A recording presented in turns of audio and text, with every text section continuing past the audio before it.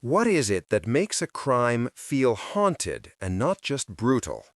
Perhaps it begins in the dusk of an Eastern European village. A tired constable pauses by a cemetery gate, hearing only the crunch of wet gravel. He smells garlic and wax on the air as a single candle shivers in the gloom. By morning, rumor has given the darkness a body and a bite mark. The true chill here isn't just the act of violence, but the pattern. Doors are salted, mirrors are covered, and a mark is left that echoes local legend. The crime wears the mask of folklore, a deliberate misdirection that turns a calculated method into supernatural mist. This performance is a global language.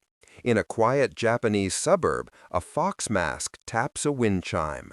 A chant rises, a gloved hand slides open a door. Witnesses remember the sound, the ritual, but not the face. Is it an ancient rite or a modern alibi? A performance designed to steal your courage long before you think to call for help.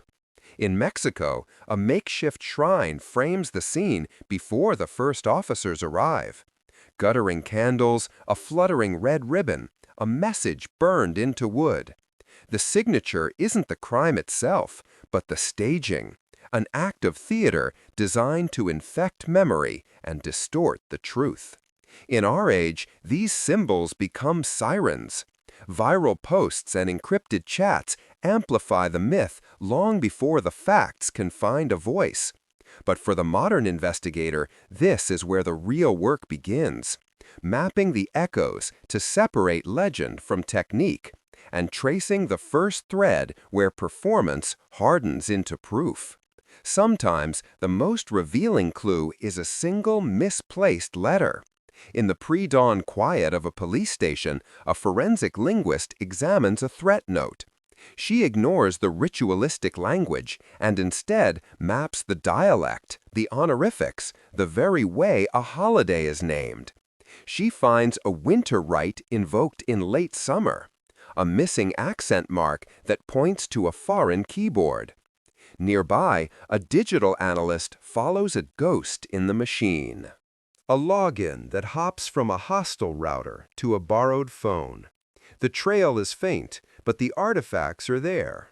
A subtle drift in time zones, sleep patterns revealed in message bursts, and a recurring typo that matches the nationality on a passport. The mask begins to fray.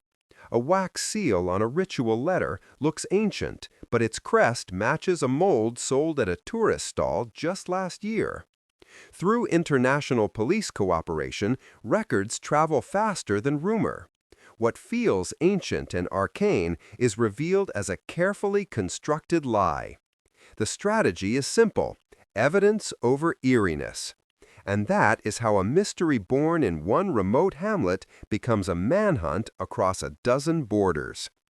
But in peeling back the layers of deception, a deeper responsibility emerges: to see past the spectacle and focus on the victims. To understand that folklore is not the monster. It is merely the costume the monster chose to wear. Because behind every chilling legend and carefully staged scene, there is a human story. And the truth, when it is finally uncovered, is always more powerful than the fear.